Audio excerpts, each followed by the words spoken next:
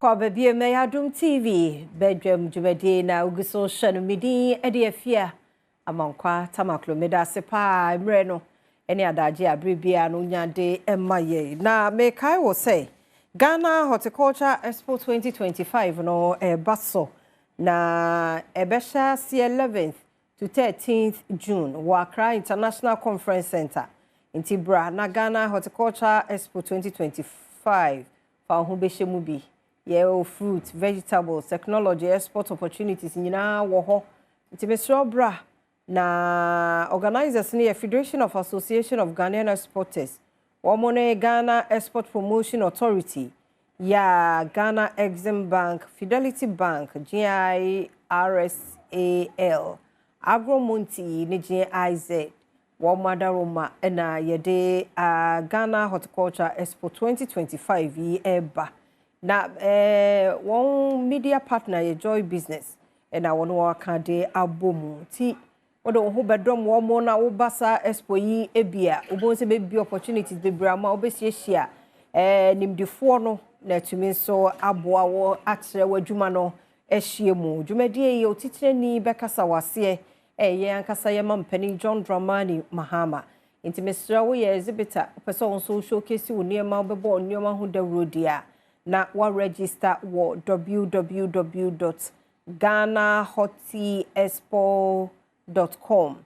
www.ghanahotiexpo.com and our dear friend number 0243457783 0243457783 and our 0535 224555 0535 224555.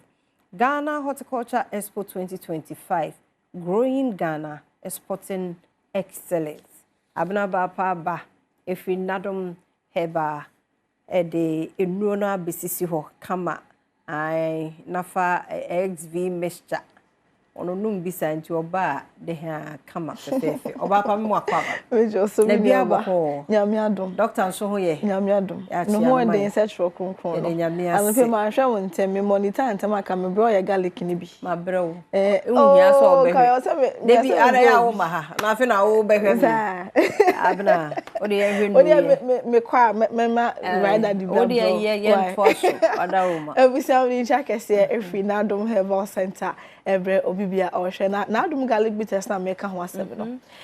garlic ankasa na ye dia ye na emom ye dia fan fidiem garlic mpampa ni na efrimu enti no obenom obekasa go bi so but on timpo say wanum bibia garlic egwom na so ahodindre wo ma wo say ebo ni pedia say potassium vitamin C and K zinc ni na wom a eboa esiesie ni pedua no e boost immune system doctor say cholesterol e wo soro kakra na BP no e kosoro but modern say won sai be ka na Adom garlic bitters ni bi e be hwa aboa na yi sa hawo ni na efi hono mo e dia ma so nem di kan ne da fan fidiem e garlic mpampa ni na e di efri mo wonim say immune system no e na kite ni pedua no say e break it down yare bi e kwa e ba be kraw enti make sure say obebo immune system no ho ban e dro ban ena ode bebo ho ban ege Nadom garlic bitters eboa e boost immune system no e bibi kakra na wabre waposo eye wo ya so ukokete so kura wuntumi enda make sure say unsa ebeka Nadom garlic bitters bi ebe hwa aboa na yisa ha ni efi hono mo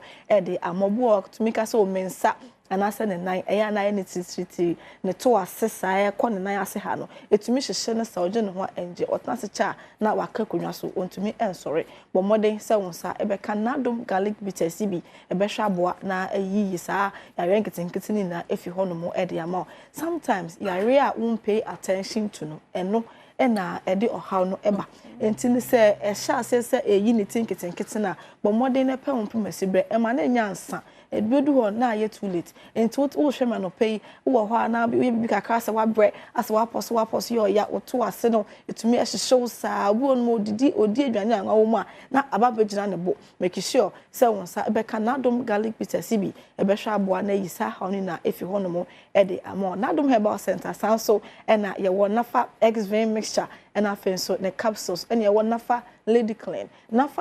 no ena me kwa bonsa me ka na ma ne boje me so se o se ye just say edi o masem e de amom pa ye e 100% natural feminine hygiene wash yankasa ye haban ene yendubra ena Nadom Herbal Center yakwakwa ye makotiti ndua haban ene ndua hini e de fa fidim ahoro ho ai ne krogen a doctor fu ekukudam ene ejina fidie ho e de haban aye adre kama ewo ne tuam sei ena etie very very portable o ko weekend you to me the shop bag to me the shop back pocket na ndi wo de akọ enti say enete wo be hwe kakra egu asawa nim na o de ahya hemfio me kira o de bekọ obo on mo betu aka so on to me enfan show because on no machine no feel uncomfortable no problem wo hwe egu cotton ma to me squeeze umia edugu adwuma wo say na be bibia e de ama wo hwe me no pe mi aba infections aja hemfio honom aboso wo treat for so many years ni enko nsuo egu nsuo na egu no de kan bo ne bi enena enswanswa abegu ahemfie honom awo echi no ama ahemfie honom abie asanso de oha bebre aba ahemfie ha bo modern sa wonsa ebeka nafa lady clean ebehwa boa na acha mo abasanso esuda dem se akwalamo no entimi nua ba sa ahemfie honom ekeka wo enswanswa abegu ahemfie ono tumi tia akodwonso na atew kakanka me say entra ho ma na nya ansa make sure sa wonsa ebeka nafa lady clean ebehwa boa na ayisa ha ni na efi honom e de ama insuya egu enkaboni a abetena ahemfie honom ekeka wo discharge bi a wo sebe pant no egu ho atum say na aye asa yellowish color brown bi na chese wo pants no underwear nim no wo mojanimu ente wo se wutu ase obanyi set we ni alright then moment wo se onum nafa X-Vein mixture and then the capsules nafa X-Vein mixture and then the capsules na into ase free mojanimu into ase free system nimu emfa emau enti obanyi set nafa lady cleanser discharge na wunya no ahemfie ho no ma ekeka won so abegu ho no nyina no nafa lady clean wo insert e be yisa ha no fi ho e de ama na emom no yare ade a wo pese utu ase no wuntwa so e wo se upeni hini no na wo targeting hini no enti no wo insert a wo be feel okay for some time na emom no e wo se wonnom eduro no na de wo system nim no etu ase e de mam enso abegu ho ahemfie ho no ma ekeka no dan bibie di a kiro se bibi enkoye e wo nipadua ni mo enti make sure se on sabeka nafa X-Vein mixture and then the capsules nafa X-Vein mixture and then the capsules e be hwa boa na ayisa ha no na efi ho no mo e de ama na nafa X-Vein mixture and then the capsules si yenua mema no so betumi anom ama no ayeye but mema no mesremo lady clean nyamodia eye ma no nkwa denti man na hia kombo miensa we nafa lady clean nafa X-Vein mixture and the capsules mema no ye nafa X-Vein mixture and the capsules no enko obi won mo so o catch am say odo sister na mesore anajo adwo so 16 good times yeah dey and I'm say dey nso ye den o driver ni so and I'm saying ti uba sorry 16 times ni na akwadwo so I say afi dey do baby no onkoda mpa no so biom ote washroom ho na eba na de weje megu eba aden ntumi kura ndam ma won fele and dan so boa ni pedua ni ye pa nti no wo so sa ya yen kitinkiti we su na se ya yen no so bowa ebe san so kofa ha ofofo edem e de aba imagine say what is the driver ni anadwodwon so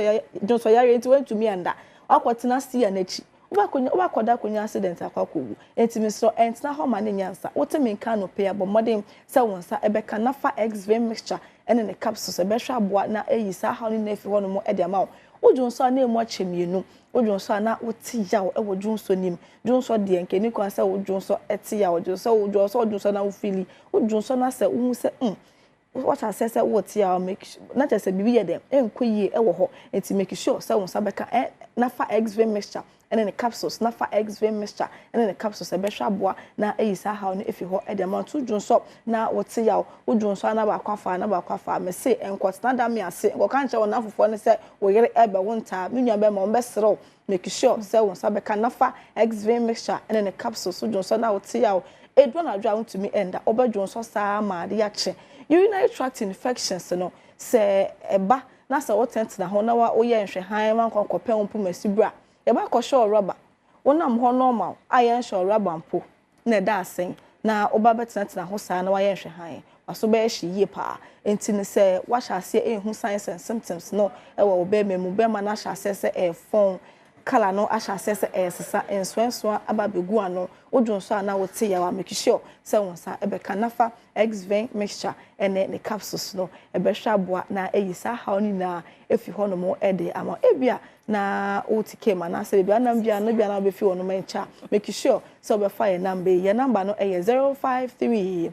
1156 556 053 1156 556 say we treating infection and make sure say o partner so be treat ne dey e bia okra dey wo say o dey infection bia eni so but wa kwa ni pen kwa dey wo say mo apomde ho ehia wo hwa no mundro ye wo ho aduro siesie wo ho e ma na nya ansan na ba hwa abena akira kwan bedu na me ko US o hwa mi ahu me enti na o ti me nkei a mi bo aduro hu dey rei ko pe bi to e ma na nya too late ansan e na fa lady clean nafa X-Vein mixture and then a capsule se behwa boy sise ni pedua no etu infections na sini na e de amount munya bema enkodwon so enkonkote yawo enkonko gina fitie afikyire enkonkodwon so enkonten so misrew wote meka no pe abomodem se won sa beka nafa X-Vein mixture na the capsules na enhisa haw ni na enfi hono mo enfa ema enua ma no so wakoye obeye sese ho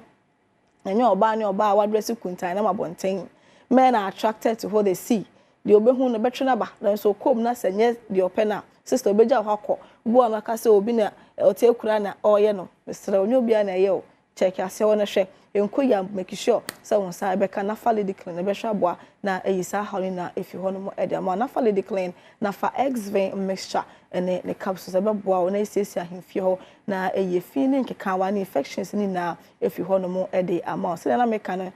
men are attracted to what they see your own physical appearance no ebetwe na ba enso ba na sa hemfie no enkoyi a obeja hono mo akọ entimisrew wusiesie ni pedwa ni no make sure pa so se wusiesie ahemfie ho wo bo ni pedwa no ho ka no na oba ahemfie nso e ka we ya affordable okwa obetumi ato na fa lady clean na fa X-Vein mixture and then the capsules number no is 053 1156 556 053 1156 556 pharmacy shop herbal shop a ewo krom ha bebia no wokwa obenya bi ato apomodem pa e ma asetena pa entimi don tena ha ma yare enji ni pedua no emoso abra na Nadom Herbal Center yedi ndu papa se aba idwamanso eda abna se papa pa Nadom Herbal Center na yete won kanon ntimi sro okoje wodi esisi wo fra number na nchiremu bia nso ewachira on de bema obusue ni adofo edi wa wodanti ya wo hye wo mo na nhira na awrade de adomo ne bi nso yenso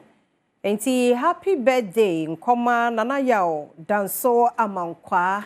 happy birthday nana yawo danso amankwa Faith Kids Academy eho ena wo o ma me o papa Mr. and Mrs. amankwa omo we show a happy birthday awrade nkoso nhira o awrade nyo kese omo osumfra dumu nkwa dumu nanim die enyama emaw awrade nhira o papa pameba ya menyo kese nti wo ma me no papa unua mu nyina ewo show nana yawo danso amankwa happy birthday nkoma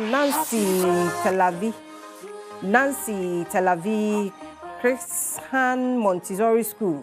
eho na wo awrade nhira o awrade nyo kese ye heni school bag oma osunfra dumu nkwa dumu Madam Hannah Labi Agawu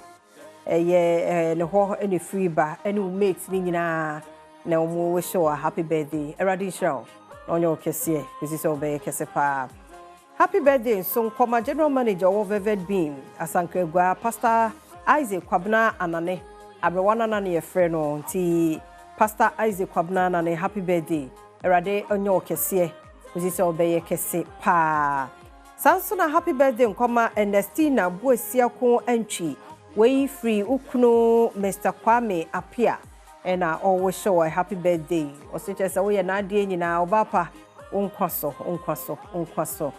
afi happy birthday nkoma Lady Sika Dennis Ahokake level 200 student nurse you see I want to Miss Photogenic 2025 our Keta Nursing and Midwifery Training College. Happy birthday, Obapa Onkwaso. Way free Professor Coleman Adenta and always show a happy birthday. Eradi Shrow, Nyo Kessie, Kuzi Obey Kesse, Midia Fia, Amankwa Tamaklu, Mamboatama de Fantido, Ayakrado, Odia Josepe, Etwaso.